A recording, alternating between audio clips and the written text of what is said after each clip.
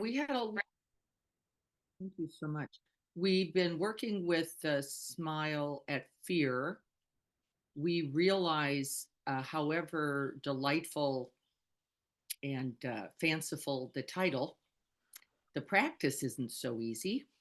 I don't know if anybody else has figured that out yet, but boy, I keep running into it. I keep running into it, and I'm grateful.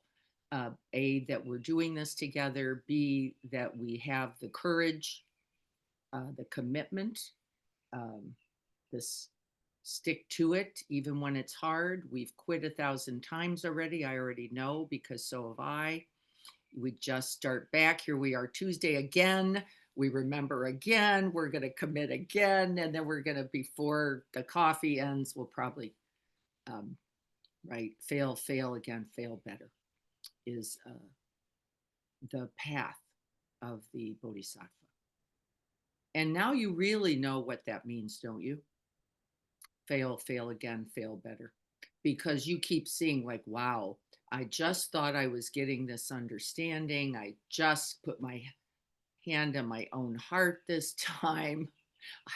I think I said it lovingly or wisely. And then, wow, uh, whatever else we're doing, it isn't that. And we talked on Saturday about this very reality, this failing again, fearing again, forgetting again as the path. And that if we imagined in any way that somehow we were just going to get this, we were delusional, we're truly, uh, literally delusional. And so I just want to check in on this because I think it's pretty easy right about now. I will tell you to go, too hard, too much, too constant. I'm just not getting it. I keep forgetting to put my hand anywhere. My hands are just busy doing whatever they're doing, just busy. Remember, busyness is our greatest expression of fear, by the way, in this Western world. Our greatest expression of fear. And I think Courtney may be on. We talked about that a little, um, about this reality that the way most of us, by the way, particularly those of us with um, sufficient resources, education, uh, I don't know, good fortune, um, right? All these factors.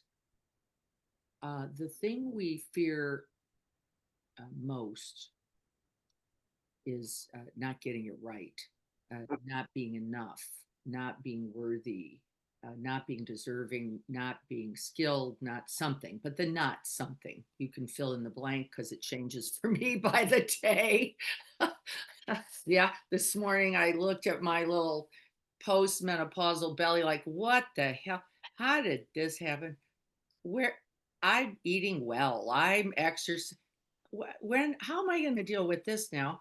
I'm probably going to have to go on one of those drugs. I don't know what I'm going to need to do. I'm probably not, by the way. And right, the good news is this: I could catch it. I could. The reason I can talk about it is because I actually know it's not me. I actually really remember it's not true. It has nothing to do with the size of one's anything, does it? It never does. Don't mistake it. What does it have to do with? The belief in one's own insecurity or failure or old storyline. If only you could have a blah blah blah, then you could really have it going. Then you'd really be rocking Buddhism. Then you'd really be an amazing practitioner. Then you'd be happy in a way that means I actually want to see people, which I don't currently want to do. Right? This is all made up. And we have to keep seeing it, but not enough, we're figuring out, isn't it? It's not enough to just run into the old thought, the old play. We really have to stay with ourselves now, don't we? We can't just go, oh, that old thing, forget about. Really, what I didn't do that we're going to do today, because I was getting ready for this, as I confronted that old insufficiency, unworthiness, you just can't get it together thought, uh, how do I prevent this change, right? What I didn't do is what our practice is. Now, I certainly sufficiently recognized it and I smiled. What I didn't do was place my hand on my own heart. What I didn't do was remember that I am not the size of anything, that I am, in fact, as you are, infinite in this capacity to love, to awaken, right? And then guess what? The size of nothing matters, doesn't it? See, as I say it out loud, I go, it's just silly. And I don't have to even judge it. I don't have to condemn myself, my waste, my at all. I can say simply, what is the true measure of this moment and you in it? And by the way, it will have nothing to do with this body ever. As much as you, it all, right? Get the stuff there, it won't. And no one will care. By the way, will they? No one will care. You will be, however, measured, but not by me and not by others, by the size of your heart mind, by its capacity. And you'll be, that's a continuous, according to these Buddhist traditions. This is a continuous undertaking. And it is not a God. It is not a guy. It is nobody up anywhere. It is actually within your own heart mind that the tally is continuously taken, isn't it? It's continuous because every harsh thought, every single one of them, even the one in the bathroom, then recognized, has consequence, doesn't it? It does. And so this is the truth about this practice. Carrie's got her hand raised. Yeah. What's your thoughts about this, Carrie? No, not that so much. Can you turn the volume up? Greg says he can't hear. It is all the way up for me. It's for me too. Yeah. So, Greg, I'll try shouting. Does that work better? And by the way, it's more natural for me. So you remember where I come from. I come from Chicago carpenters. We scream continuously. This is how we talk for everything. So that would not be hard for me. I'll try to uplift. My hearing is terrible, so I don't know if it's just you, Greg, but we're going to keep working on it. You turn up what you've got. I'll turn up what I've got. okay. I'm going to guess we'll find ourselves somewhere in the middle. So there, let's see how it goes. Let somebody recap what I'm saying in their words so Greg can hear it. Anybody have a recap? What am I saying? Give me your one sentence version or write it in chat. What am I telling you? What am I telling us all? It's of course not just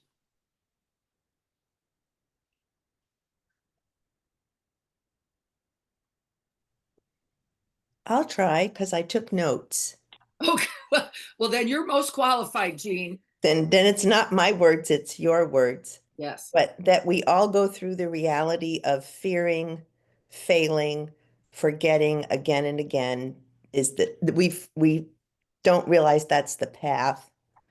And the good news is that we can catch it. You've been catching it. But that old trick of if only I had this, did this, looked like this, I'd be happy.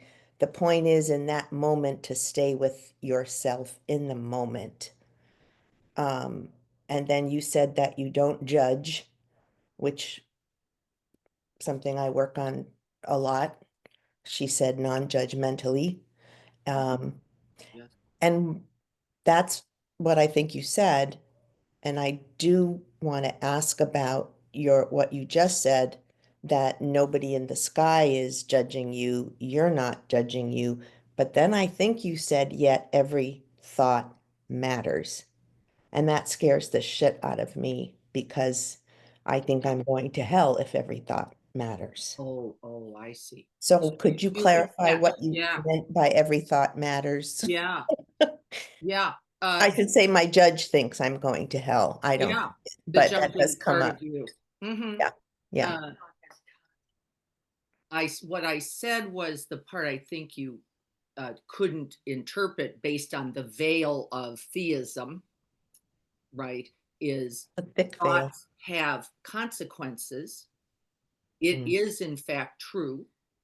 The consequence is both immediate, says the teachings, and Okay, long term, okay. both, right? Immediate, the distress of the immediate moment, the distress of the collapse into the judgment, the criticism of the very judging, the get rid of this, get out of this distraction practice, and then seeing what that doesn't get you, right? So it's both immediate and, says these teachings, that very turn of the wheel. I'll use some Buddhist phrasing to see Yeah. if we can tighten this up.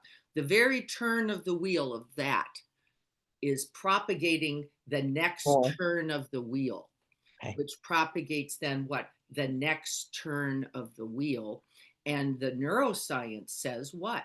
One turn is going to guarantee you two additional turns, not one. It's not a one for one deal. Really? Which Okay. occurs once is twice as likely to occur again. Yeah. Now, good news, the compassionate thought, the wise thought and acknowledgement, the loving connection is also two times as Mm. likely. Thank whoever is not in the sky for that. Right. Do we get this? See, do you understand then what the Buddha said was sati is awareness, attention, and response to every single thought. That's what they really meant. And then he went on to say, so we better practice in quiet time, right? We better start catching them somehow and not let these things proliferate, not allow papancha. Remember these words, folks, for those of you who have some of these teachings, right? We can't just let this thing spin and let it get out of control. Do not unguard the mind, said the Buddha. You make this your number one practice. Guard the mind, place the mind on purpose. And then we all say, I don't have time. Don't we? Because I'm so flippin' busy. Except, you can't do that work of recognizing, allowing, holding, turning towards, abiding, and loving from busy. There's no amount of busy that's going to free us, is there? And we can't get unhooked. Because what? It's an addiction. Right? John Kabat-Zinn said to me directly once, it's a little like digging your own grave. You just keep shoveling, even though you know there's only one thing coming out of this, which is you're going to fall straight into it. But we just keep digging it. And I was like, ugh, yeah, yeah, right. And so this is not with condemnation. This is not with criticism. this is completely from the most compassionate frame that I suffer with you because I know how hard it is. I also know that if we can keep practicing together, we're going to get it better. I also know that. And so we're here today, aren't we all? For that very reason. There is no judgment. It is a part of the human condition. And in the Dzogchen tradition, it says, if I can see the ditch I'm digging, I'm already better off. Just from this is hard, this doesn't feel good, this is going to get me not too much, but a hole. The only thing that's going to go in that hole is me. I might want to rethink this. All of those thoughts are a part of the path. And that I could feel for myself right in the middle of the next shovel and go, maybe not this one, maybe just not this one. I'll just put it down for a breath, for a minute. I'll just feel for myself or somebody else who's got a shovel in their hand too.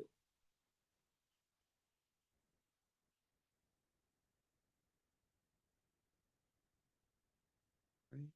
And when I was in the bathroom going, oh my God, da, da, da, I thought, how painful and difficult for anybody to mistake themselves by something external, like if only my hair, if only my eyelashes. Look at the billions of dollars we spend. I mean, no joke, billions. We could fund all of the Department of Education with the amount of money people spend on nails and eyelashes. And I'm not kidding. And you know the truth of it.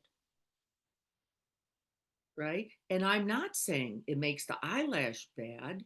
I'm not saying it makes the nail bad, so nobody has to hide their nails from me. That's not what I said. I said, be careful. Just be careful what you think will or will not come from that. Because happiness, ease, freedom, connectedness, and love are not them. Whatever else we were hoping for. And as long as we can keep waking up together, right? Like it doesn't mean you can't have fun nails. It doesn't mean you can. That's not what I said. I said, just be careful. Whatever you think that will give you, be watchful because we already know the truth. We're just using most of it. Most of it. Otherwise, it comes and it goes. You get a thing and you love the thing and you have fun with the thing and the thing goes away and you don't have to get another one. It's like, that's okay. That was fun. Right. Let me look at some of the chat and then see. Robin, I hope we're talking. I'm trying to talk louder. Hopefully this is improving a little. Be still and know this is the truth, except we don't like the stillness because then what, Dennis? We don't like it. Then what do we have to do? We have to know. And the first thing the Buddha said we have to know is what? Suffering. Right. And with First noble truth. stillness comes suffering. Suffering. We have to first know that. Why? Why didn't he go, be still and celebrate? Be still and have a party. Be still and be joyful. By the way, he does say that. He just doesn't say that first. But by the way, he does say that. So don't mistake it. All of that's in there. It's just not first. Why does he say, be still and know the truth of suffering as that first noble truth? I'm going to go down, see. So that we can see the change in it. So that we can see that it is not me. So that we can see that it is in fact optional. And that we can see that the suffering is always at our own hand. Now, not with judgment, but the thought that that was going to get me out of this, the thought that then everybody would vote for me, the thought that if I did this, it would go better or get me something or relieve the fear or, right, whatever the um, thoughts, and we have them all, right? See it so that you can recognize both how we are constructing suffering and then can begin to understand how to deconstruct it, how we can actually begin to move away from the perpetuating habits that lead to suffering. Anybody know what the number one habit is that the Buddha talked about? Number one habit leading to suffering. What is it?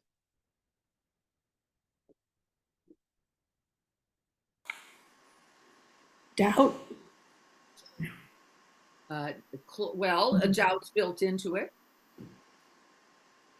Doubt would be an element.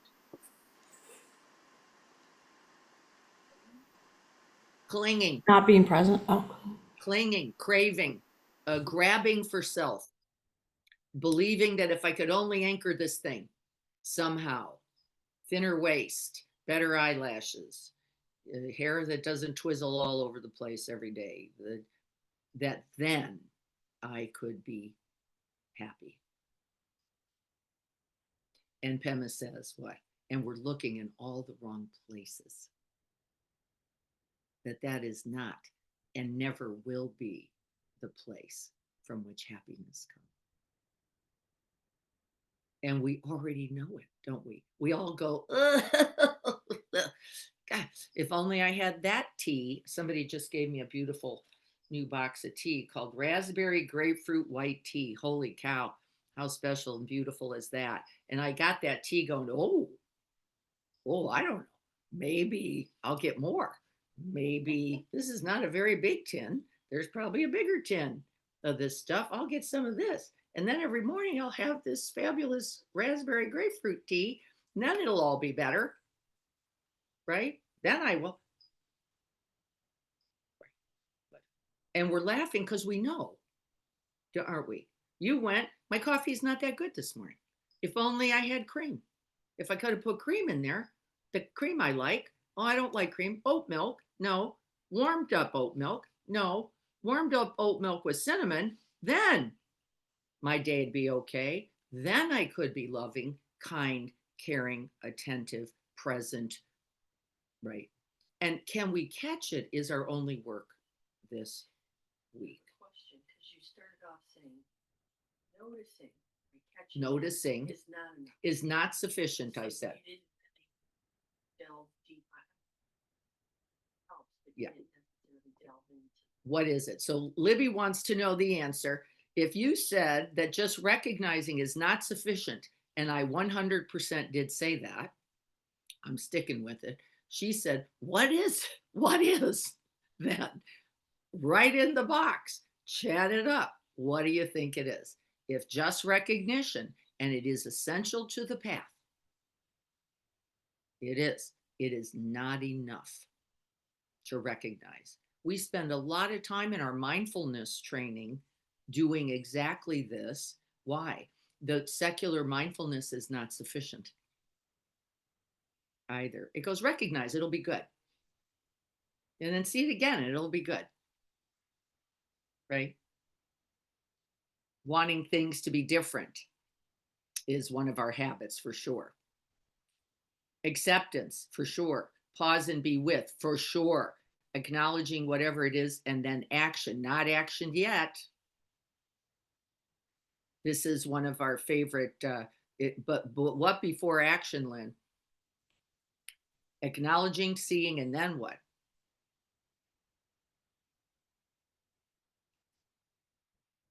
Oh, you might be calling this an action. Then what?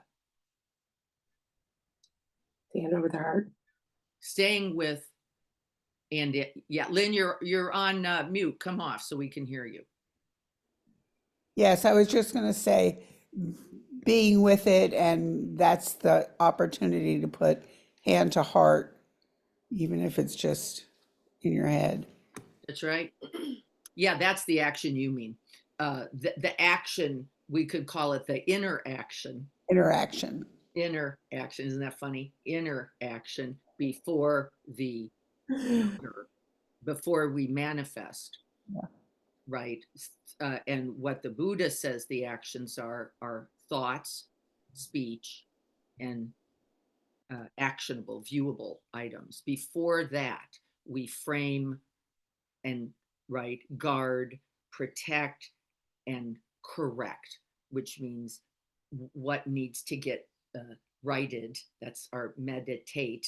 Righted here is I can't just see it and go be different, do the thing, or use distraction, or project onto others. If only others would regard me, then I could do this better. We have all kinds of fancy. We're fancy, aren't we? We're so fancy. We got bows on everything in an empty box. This is our truth, isn't it? Can I recognize, acknowledge, stay? And that's where the hand goes. That's where the heart goes. That's where the love, the compassion goes first. And we're just so bad at it. And it's okay. Why? It's the whole of the path. We're just making it sound easy or simple. It's the entire whole of the path.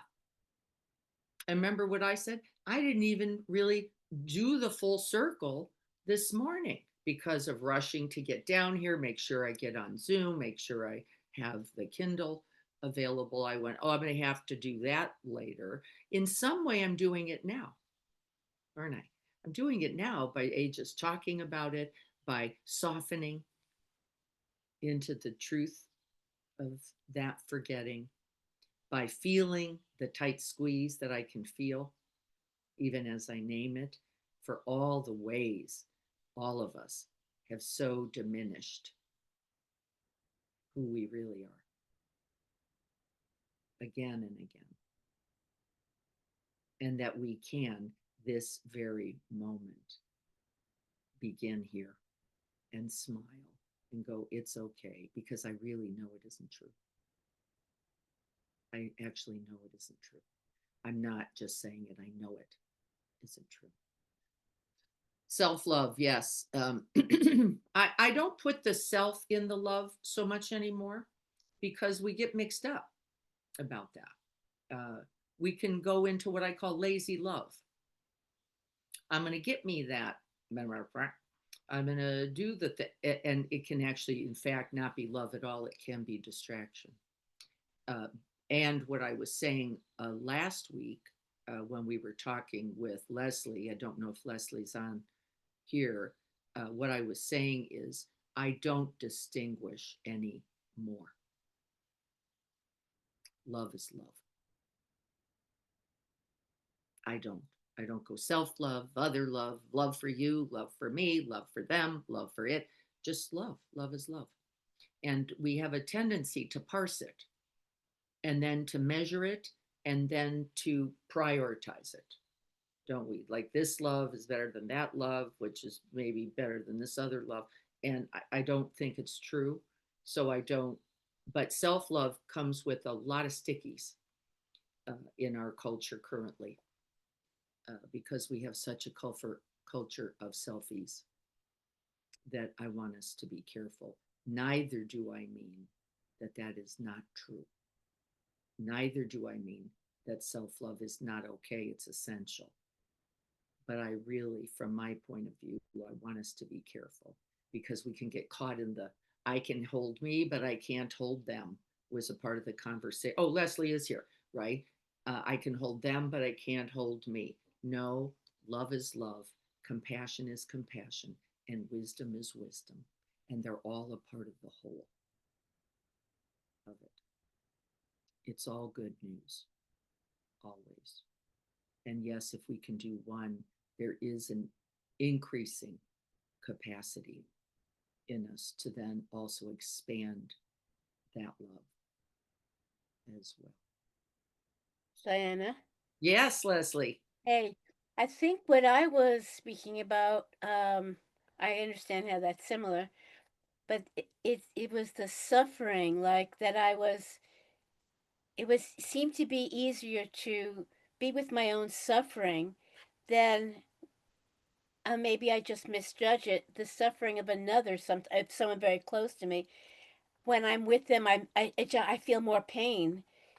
When I'm with their suffering, with my own, I seem to be able to be with my pain and be with my suffering when it's not. It doesn't feel as intense. I have practiced that enough to know how to be with it. But somehow, when I see someone else's suffering that's very dear to me, um, then I don't know. I feel a little more crushed. So if the suffering is the same, what do you think it is? A fear that they don't have it, a fear that they're not going to be Maybe you're right. Maybe you're right. That I feel confident in myself, I think, Yes, to a certain degree. And if I don't know, if it looks like it's beyond their capacity, yes, oh, it's so, I want to cry. yes. So that fear is the fear that the other doesn't have it, that they haven't procured, they haven't practiced, they haven't committed a life. You've done this a lifetime now, and you are probably not completely wrong, Leslie, Yeah. that they will need to go through this maybe the 10,000 times, like you did, and like I Yeah. have and will, Yeah. right? Yeah. And who wants suffering for anyone, especially when I suppose this is the truth of the grandmother's role, Leslie. There's a truth in it, which is knowing, loving, seeing more clearly. You go, oops, this looks like a bad turn. And then you go, whoops, they're going to make it anyway. Is this not what we just read about? The sadness and tenderness is Leslie's, because I can relate to that either as, oh yeah, it's terrible. I also feel worried for my loved ones, but I was very reassured in this book by him talking repeatedly the sad and tender feeling. Like it's okay to have that and to recognize they perhaps our loved one is in the world of samsara, as are we, but perhaps they're not recognizing it, and we can feel for that. It's okay. Yeah. We better feel for it, Okay. huh? Because if we can't feel for it, we can't hold it. And if we can't hold it, we can't be close to them in it. We will distance, disconnect, rationalize, uh, like, I don't know what you're doing over there. Well, I'm not getting near that. And really, so the sadness in ourselves that Leslie's talking about is unavoidable and essential to the warrior's heart. It is from that very sad and tender heart that whatever skillful, loving action will come could come. Because I think that's the recognition that they're not separate from me. That's right. That's the And only they way are I not. can recognize it. Okay. Yeah. And they are not.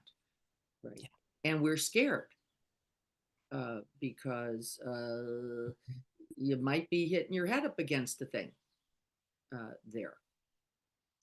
And you may need to do that a couple of times. And, this big, we're not going to talk about it today, but then how do I hold them in the very reality of this? I'm going to do it this way. I'm not going to, right? Whatever the wisdom, whatever the understanding, some people, I didn't take too much of anybody else's, I might add. I was pretty arrogant and thought, nah, what do you know? You just, are a waitress, what do you know? Uh, and that's an important understanding also, isn't it? It's an important understanding. Both in us, what can I make available? How can I be really present there without me disconnecting or taking it on? Because both become errors.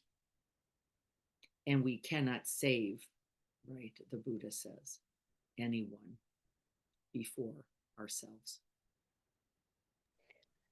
I And think that's the exact phrase that I came to, that I can't save anyone.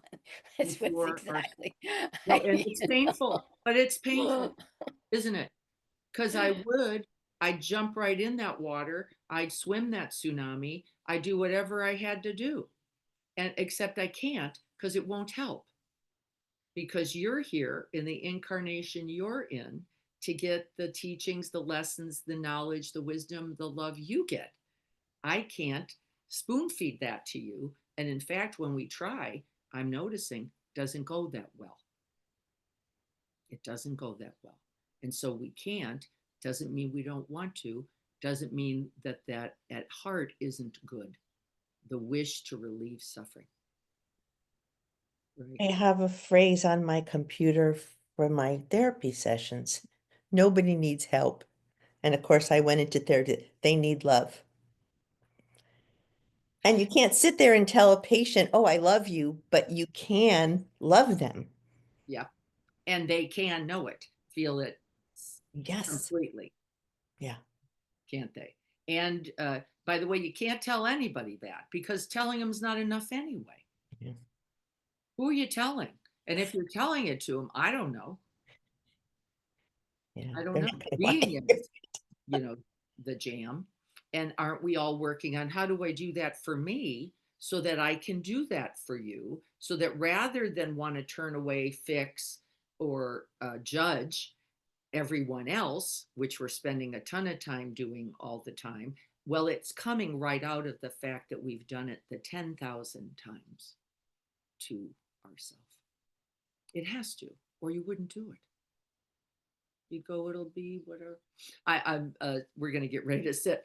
I got something on my pants the other day, and I got this thing on my pants, and it was, I guess, in a place on my pants where it looked like I might have shit my pants. Uh, and yeah. And so my husband sees this and he freaks, and he's going, "You got to take off those pants. I think he had an accident." I can't help it. And he's really practically pulling on my pants. And I'm going, "Leave it alone. I'm not worried about it." "But you're going out." I went, "Right. People are going to think you had a problem." I was like, They might think it. I'm not worried about what anybody else is thinking. He just wishes I were. Right? He wished I were. And you could see an absolute distressing, like, why? Well, it's going to mean something. It's going to mean something. And that something is scary. Right? And Libby finally came in and said, "You should know her by now. You've been with her 1,000 years. She could care less about that." And it's true and not true. Right? It's true and it's not true. It's true in that I don't care what's on my pants. And it is also true, I want to make sure we don't suffer over it, that the suffering matters, and that it was so clear that you've got to be a certain way, or you've got to look a certain way, or you've got to do it a certain way to be okay. And then I could feel for him when I could remember that. And then me. In all the moments we all do that. This isn't okay. You got to improve it. You got to make it better. You got to get a better grade. You got to be a better kid. You got to be a better something. And then we wake up. And this is the thing we're all truly grateful for, is then we wake up, which is whatever's on the pants or not on the pants is really not going to be what defines us at all. But how we can love and stay close and open is going to be the continuing, ever continuing practice. And so we're going to do that together now. And so we've been practicing a couple of things. One of them is stabilizing an open space, tolerating the groundlessness, but we get to use the out breath, Chogyam says, but not the in breath because it's grippy and it tightens us a little. even though the out is expanding, there's a tendency to grip on the in breath. The tendency on the out breath is to just let go. And in the letting go, notice the physiology for yourself as we do the practice. There is a coming closer to yourself. There's just this kind of sinking in, softening in, one might say, right? Into yourself, into the just truth of being in this moment. And so we're going to begin there. This attends then to what we talked about on Saturday as the fear of groundlessness. We're not looking for ground. We're not trying to anchor to the breath. We're just holding the ever arising, passing reality, one might say. Just the breath is an example of it. Sound would be an example. The dog biting is right. Whatever's happening, we're just staying with something. A, for the practice of staying. B, for the just the more I can just open, the easier, right, it all becomes. And then we're going to turn on purpose towards an ego injury. The other fear of our own feelings. Fear of our own feelings, said Ezra Beta. And the feeling is often one we didn't want, we didn't like, we didn't expect, or we think in some way defines us. Like, I can't feel that because then that makes me wrong, bad, insufficient. We're going to turn towards one of those so you can take a moment as you begin, like, where is that? Right? Mine was this morning. I can use it easily.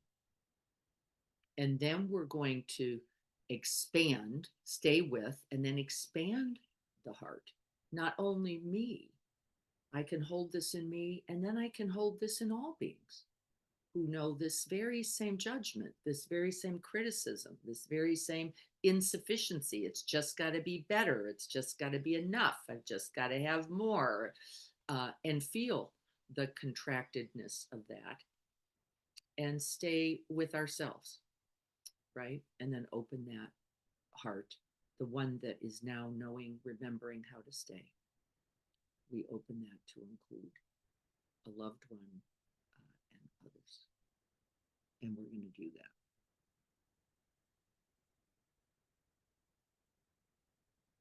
Yes, it is true. So here we go. So let's prepare to sit.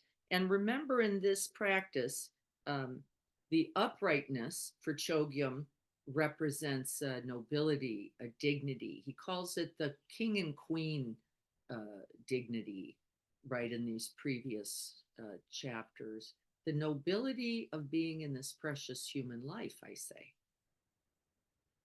And so we just set the architecture, the body, to represent that inner quality.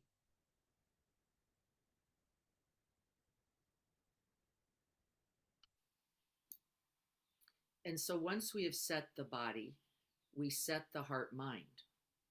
And we don't set it on an object first. What do we set it on? We set it on the truth of our own Buddha nature.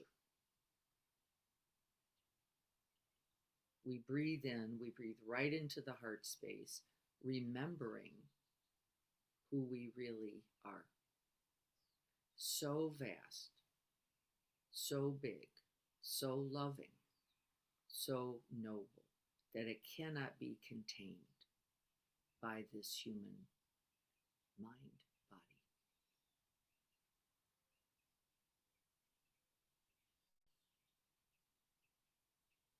And the Buddha says, you shall rely on this truth, one of the first of the triple gems. You can rely on this truth. You who have chosen to sit here, have this capacity.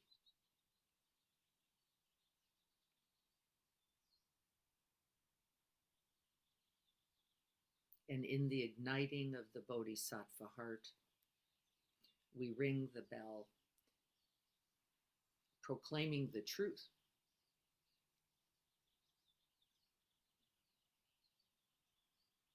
of this in me and this in you.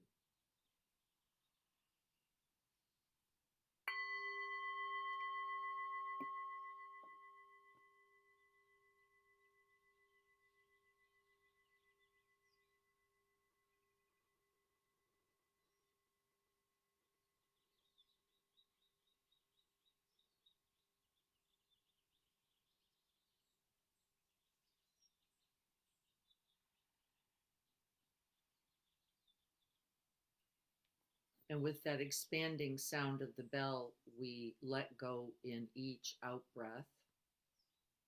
Now remember, that's not a pushing away, it's a simple release. And that out breath follows that ever expanding sound of the bell, which represents what? The truth of our own heart minds. Beyond the body,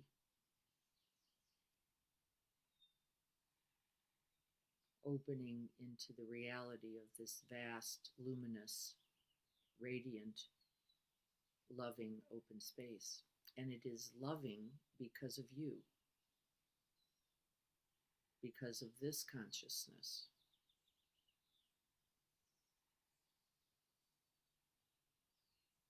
And because of the very release. You're not trying to hang on just for you. There is no clinging, no craving in it.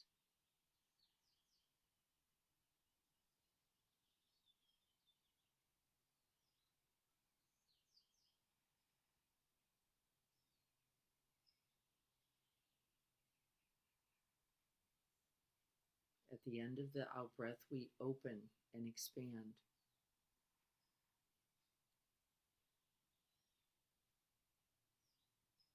And we rest there, using the ever arising, passing breath as we need.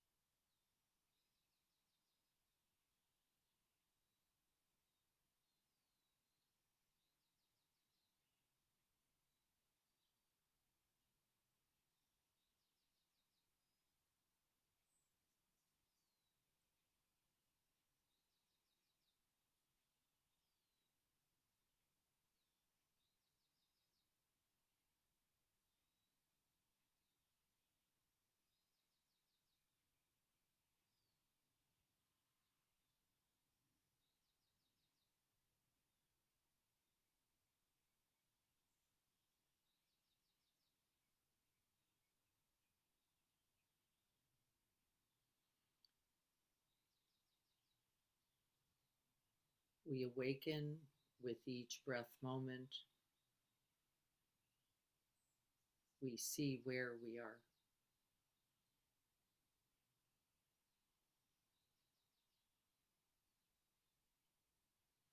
And with that essential friendliness, with that smile, we simply acknowledge the truth of our humanness. It takes practice to learn how to stay.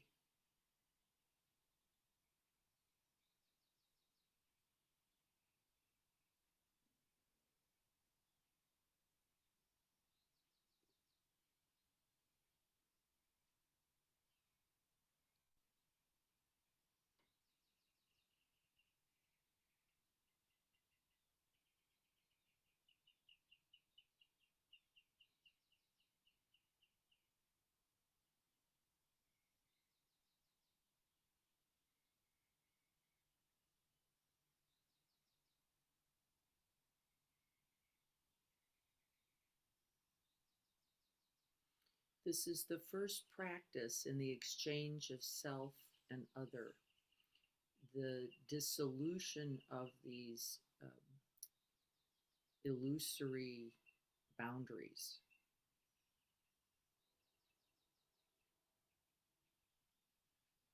the truth is there is no in or out, left or right.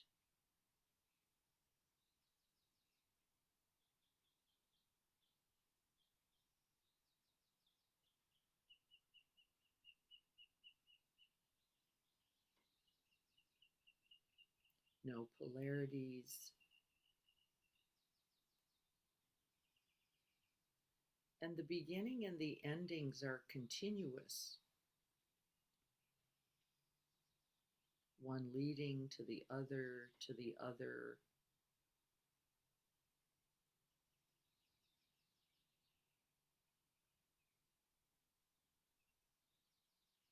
By appearance.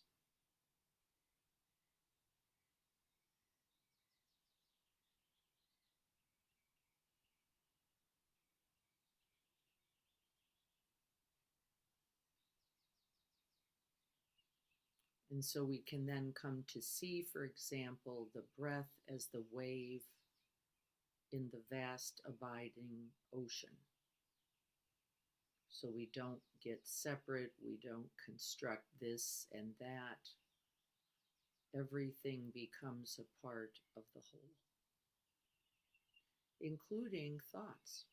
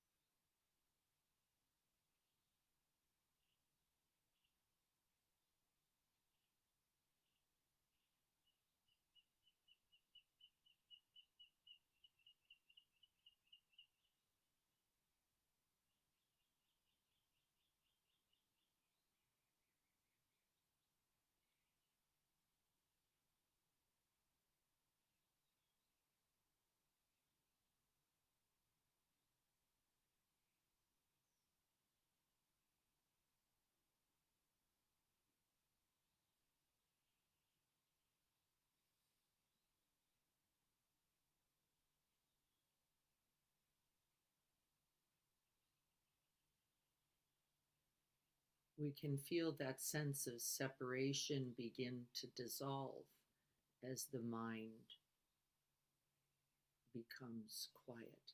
Doesn't mean the thoughts aren't there, we're just not taking them quite so seriously. Our view is expanded and open and unconditionally friendly with everything.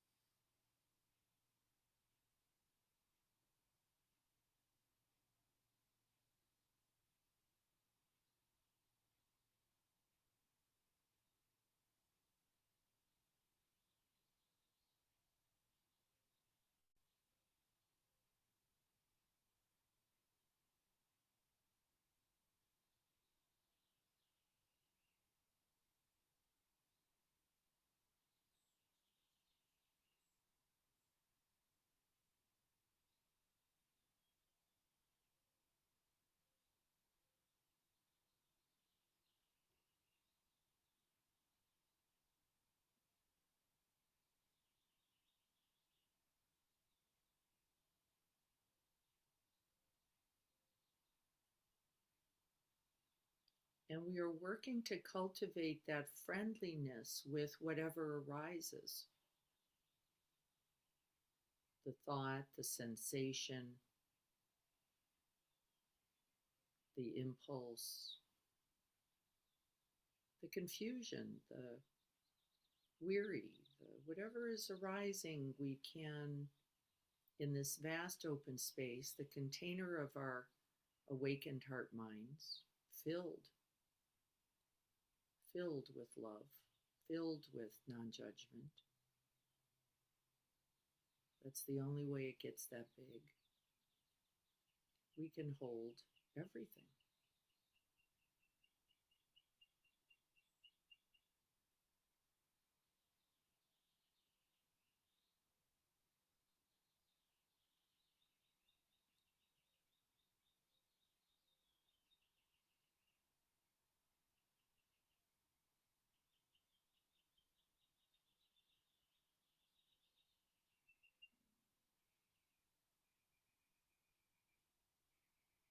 And in this, we become invincible.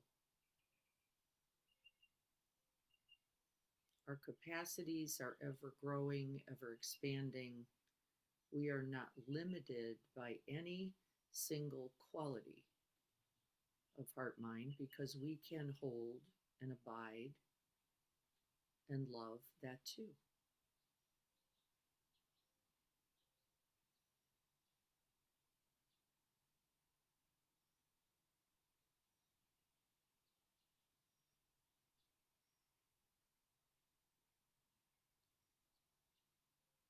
And with each breath, each contact, we begin to grow in confidence. We begin to identify more, take on more, recognize more, maybe, our own Buddha nature.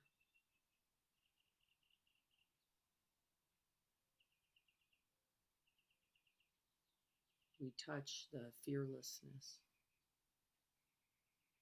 by touching the fear itself.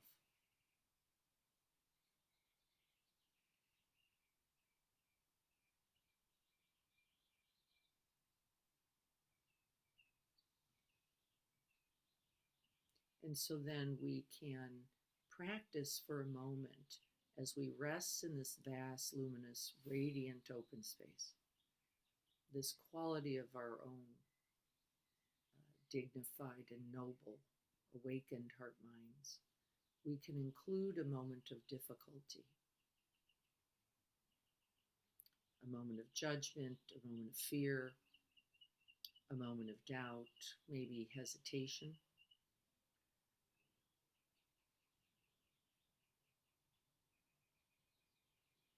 A moment of judgment, criticism, all moments of fear.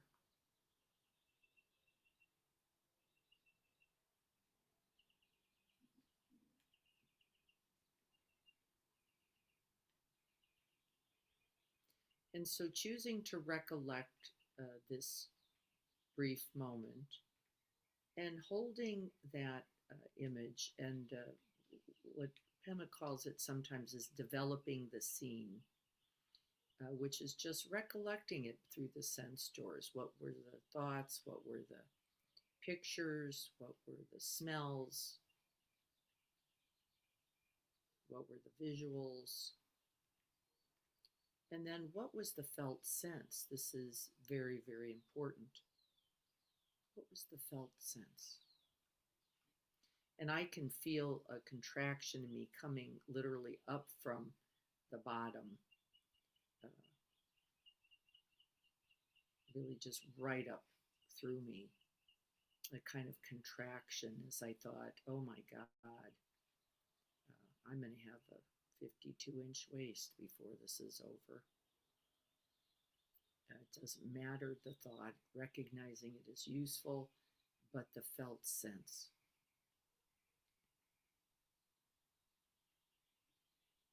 And we breathe with it. We soften around it. We let the experience be resonant through the whole of the mind body, and we simply sit and open. We feel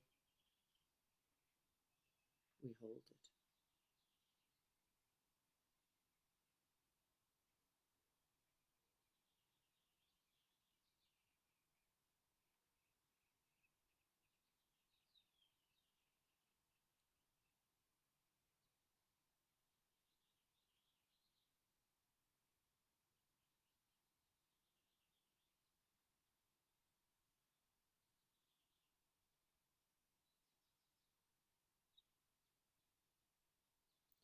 And we do our best here to stay.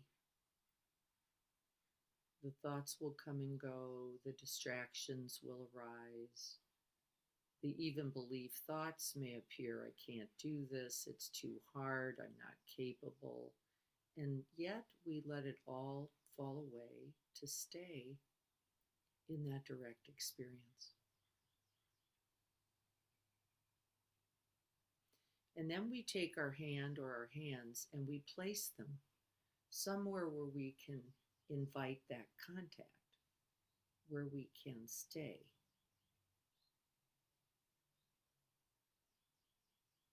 This is Thich Nhat Hanh's I am here with you, by placing our hands on our own hearts, on our own bellies. We acknowledge the truth, both of our capacities and the truth of suffering in this life.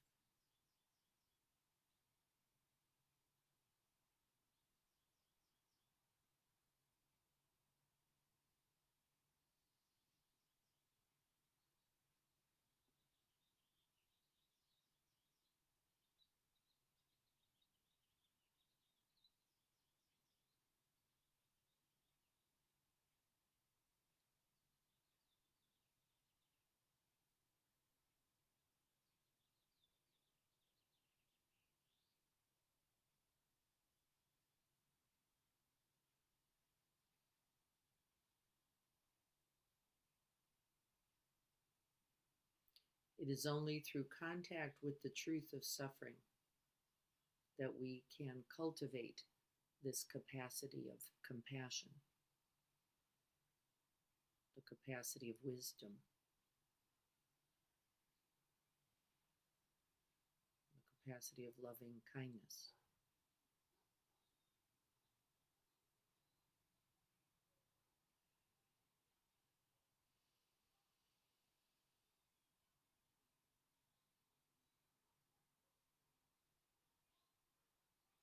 And then we are truly that fearless, naturally courageous bodhisattva.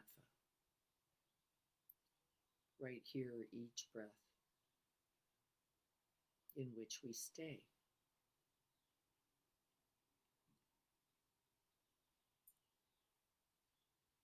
And hold and open again.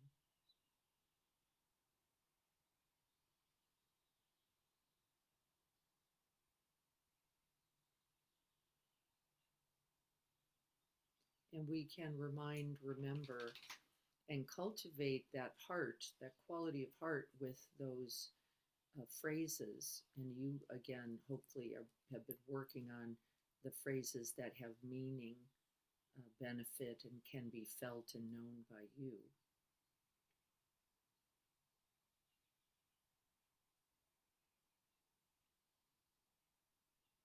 May I be free from this suffering and the causes of this suffering.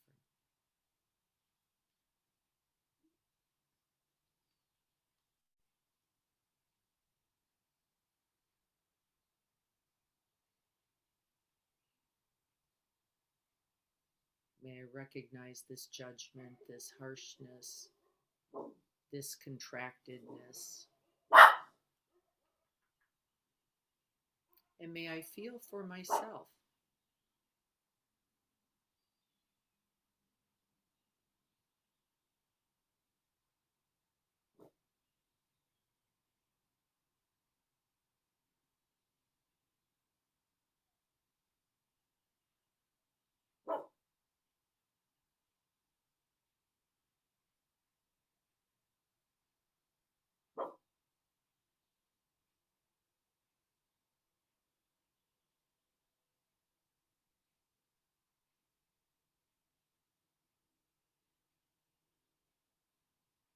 We're not turning away. We're not trying to make it different. We're not trying to transform anything that happens as the result. We call that the fruit of this very presence, this very loving abiding, this very kind awareness. We just continue to apply the good medicine of ourselves, our truest selves, to our briefly, momentarily limited or fearful self. We bring heaven and earth together right here.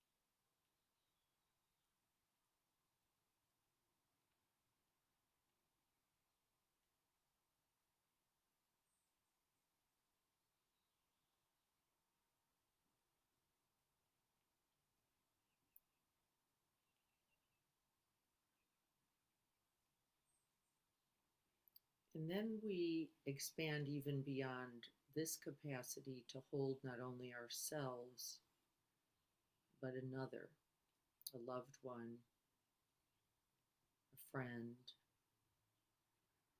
someone who we know knows this suffering too.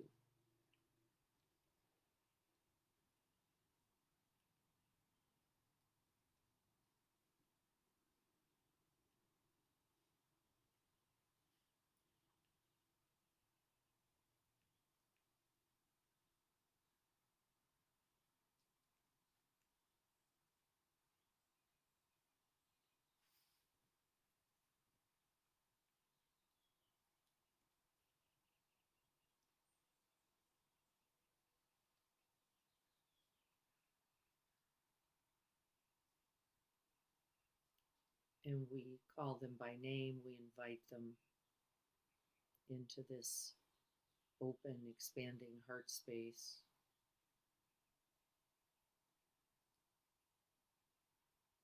And we offer the well wishes to them.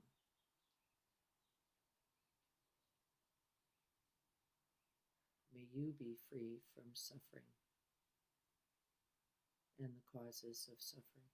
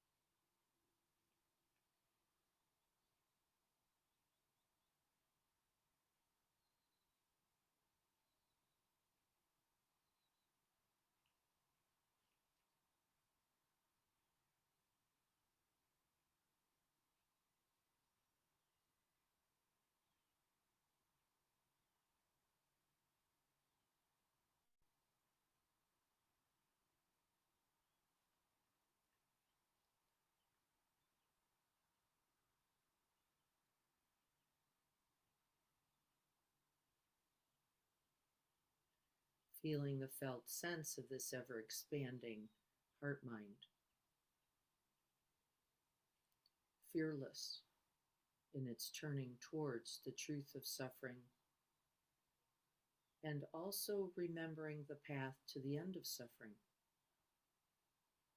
which is right here, exactly like this.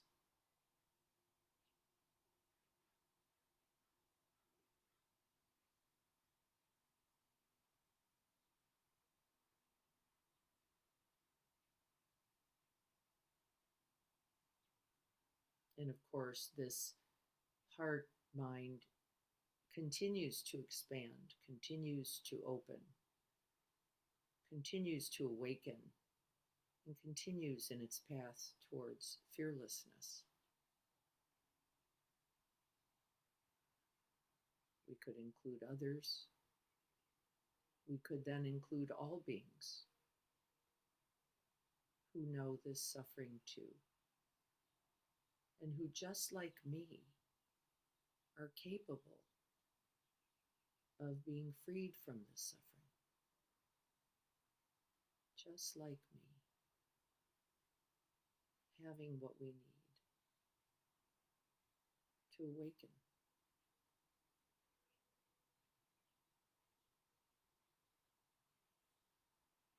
And we breathe that in. And we breathe that out.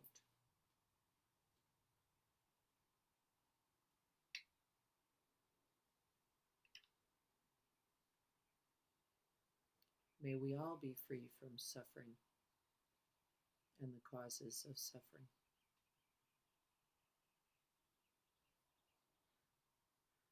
May we remember that we are all capable of this awakening, of this freedom, and that we are all on this path together.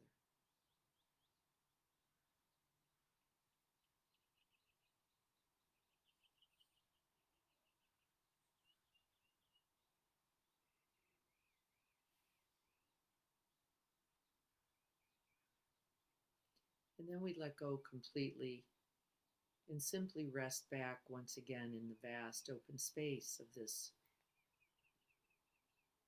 ever expanding, ever luminous heart mind. We rest in the ocean of interbeing.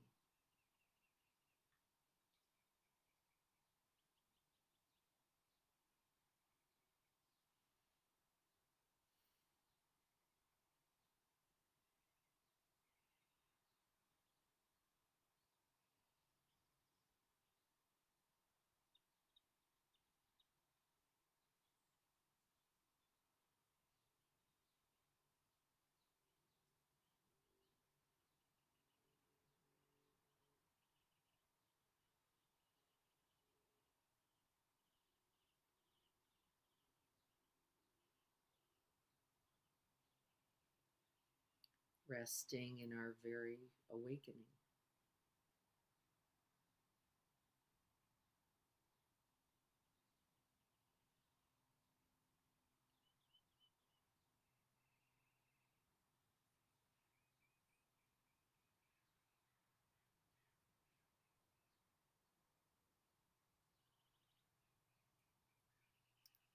Until all beings are free.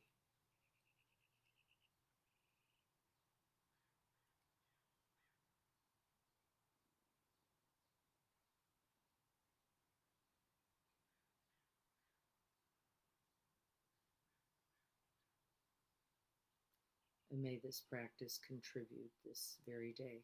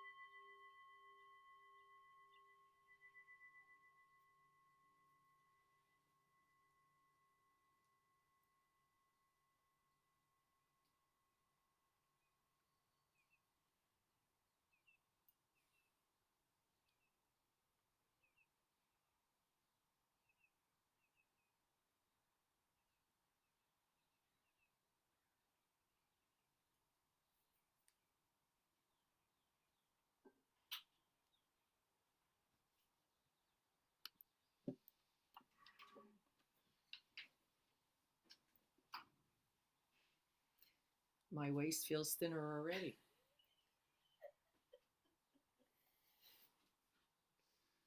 It was a joke.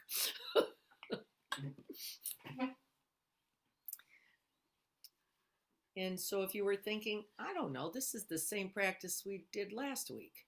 Yes, it is. It's the same practice we're doing always. There is no other practice. It doesn't matter where you begin, does it? It's not really the point at all.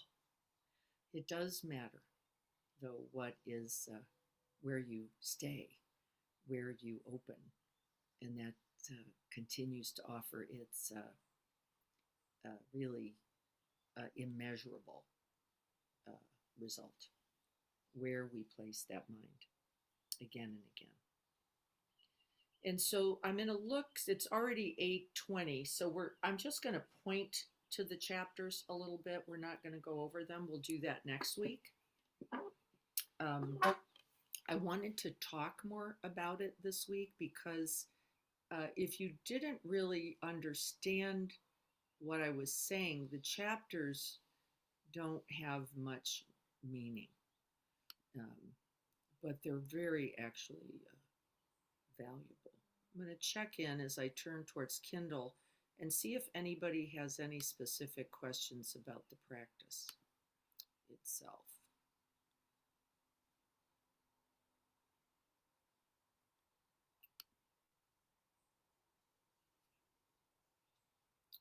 See if I hope you can all see. Looking at chapter 18 there. This is chapter 17. Last week we finished chapter 16, Discovering Wind Horse, this undying energy that propels us, is compelling us all the time to move towards the Dharma, towards the truth of our love, towards the truth of our life. And you could feel it, hopefully, in the practices we were talking about and considering. I have a question.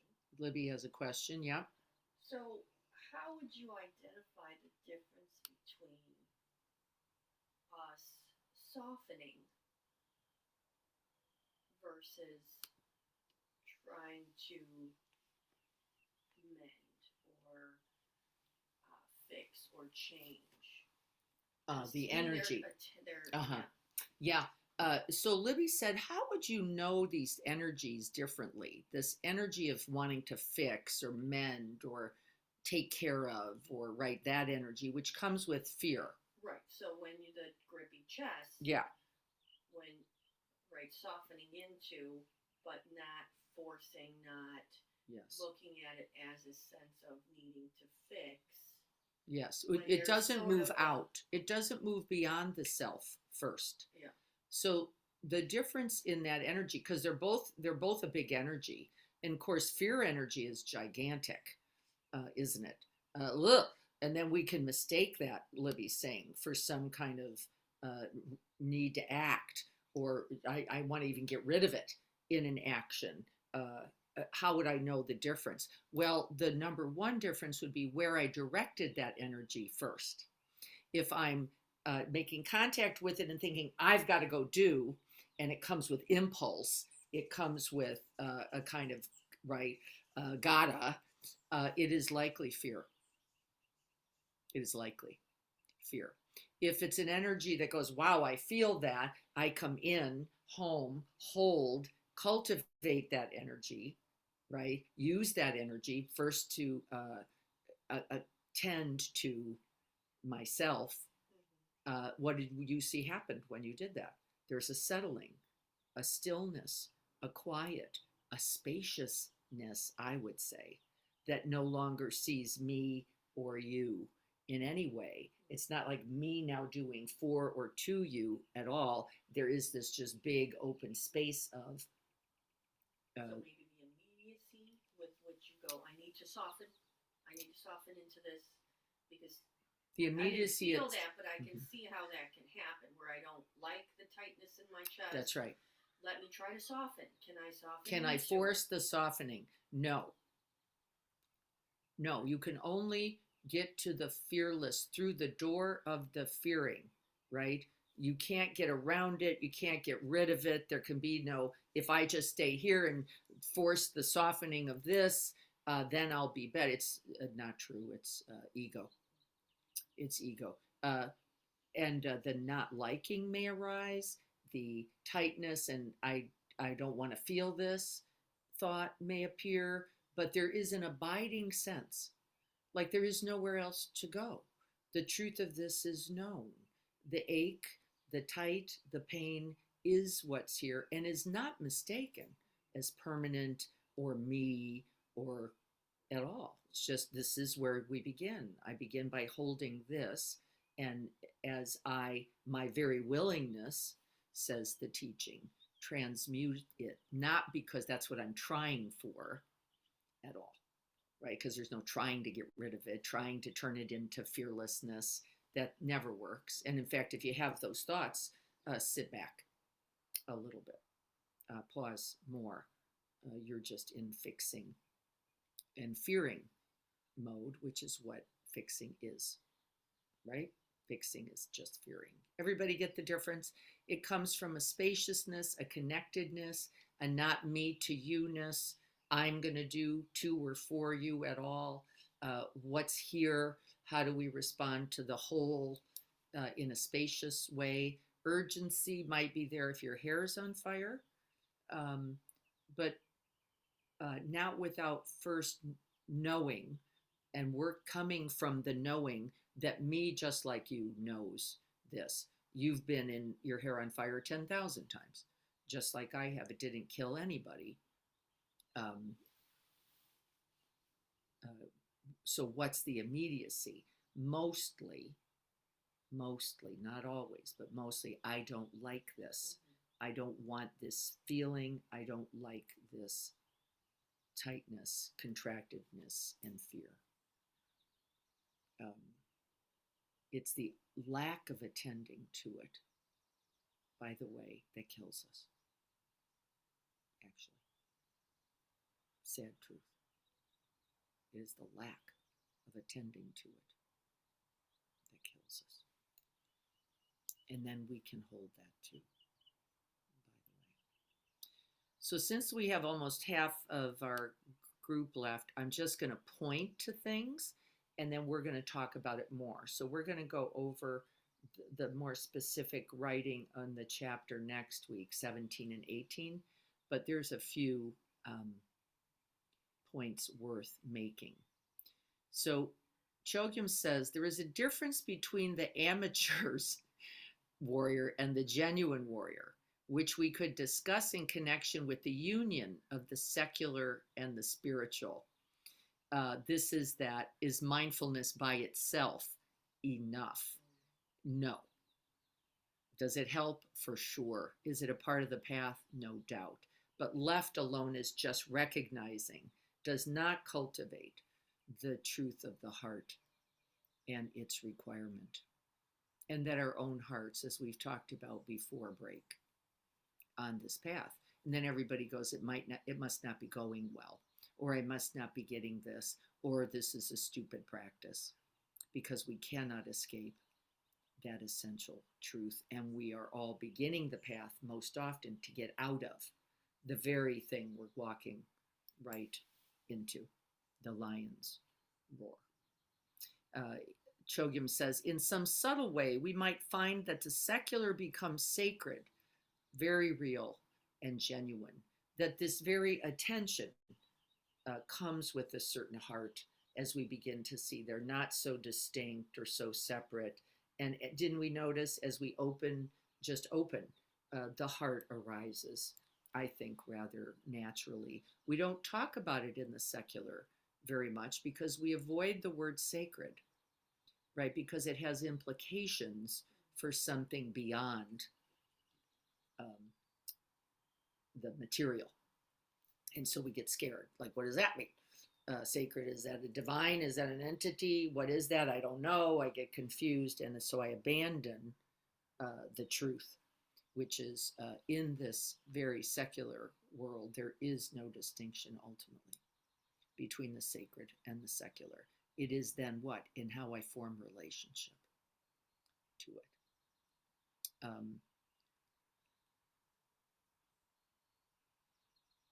Yeah, I'm going to let that stay. That is the warrior's saving grace. It's a natural protective mechanism that makes it impossible for the true warrior to con others successfully. What does that statement mean? It means if you're trying to fix, everybody can smell it, everybody can feel it, and it feels diminishing because it is. Because you just said, I'm afraid you don't have what it takes. And you didn't mean to do that. It just came through. One of the first things I say to my sons is, I trust you and your capability in this. And I say it to Tanner a lot more, but should be saying it to my older son. Because I've said it so often to Tanner, he agrees with me, which I love. I am capable. And it's hard. You can tell the whole truth. And it's scary, right? There's only one way a true warrior can project to others through personal understanding. I know this too. That's the message. I know. I know it's hard. I know it can be confusing. I know you don't want to move. I know, right, that putting it in the boxes and not knowing where your stuff is and can be unsettling. And I also know that you're capable of being with that and slowly, with consistency, right, getting what we need together. It's not going to all happen in one day. It's not going to, and that was just a part of the message recently to Tanner as an example. We're all doing it all the time. You feel that you've run out of ideas. You're not really running out of anything. You're being attacked by your own cowardice. I loved that line. To go, there's nothing to do, there's nowhere to, it's just the shit it is fear. It's just fear. Recognizing fear as fear is the beginning of the path. But I said today it is not sufficient. We have to be willing to go directly in to feel the felt sense of that, to know that it is not actually permanent, constant, or us. It is an experience still. Inspiration will be the result of this staying with. Confidence is the result. Invincibility, whatever is best, is going to come from this. There's nowhere else to be and nowhere else to go. And this is all good news. And you, Chogyam saying, and you radiate that. It's going to be okay because we're going to be in this together. Are we going to survive? I don't know. And it isn't even the point. It isn't even the point. Are we going to live? I don't know. But we're going to be together in it, and we're going to stay in it, and we're going to hold each other in it. And that's good enough. That's the best we have, isn't it? Always. Confidence comes from nowhere, he says. It just arises out of what? This very capacity to stay. It's a sudden flash that has a very healthy note attached. I think it's subtler. I wish it was a flash. I think it comes quietly from the inside. I don't notice it as a flash.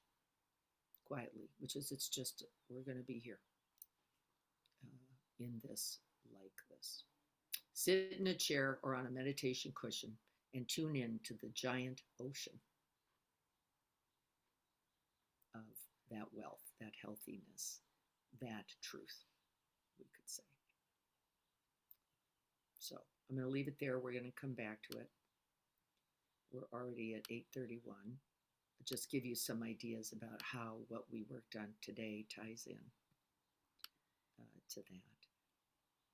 Yes, we're getting everybody getting ready to leave. So let's prepare.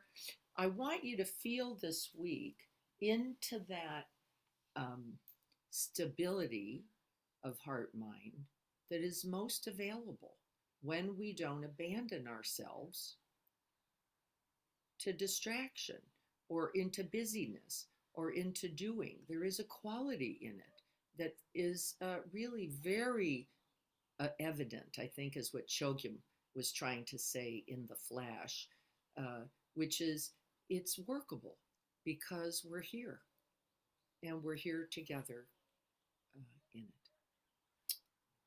See if you can't notice that moment. Nowhere to go, nothing to do first. And if you know this prayer, please recite it with me. May I be a guard for those who need protection, a guide for those on the path, a boat, a raft, a bridge for those who wish to cross the flood. May I be a lamp in the darkness, a resting place for the weary, a healing medicine for all who are sick, a vase of plenty, a tree of miracles. And for the boundless multitudes of living beings, may I bring sustenance and awakening, enduring like the earth and the sky, until all beings are freed from sorrow and all are awakened. May we all have happiness and the causes for happiness. May we all be free from suffering and its causes. May we rejoice and be glad at our good fortune and offer that good fortune and wish that good fortune for all beings. May we rest and dwell in this vast, open, luminous, and infinite space of our own and others' awakened heart minds until all beings are freed from sorrow. And may our practice today be of benefit.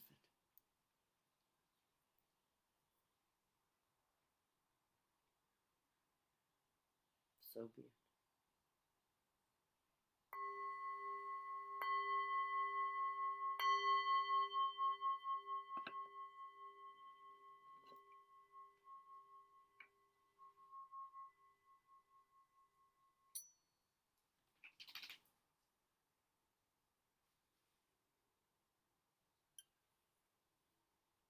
Okay, back to 17 and 18 next week.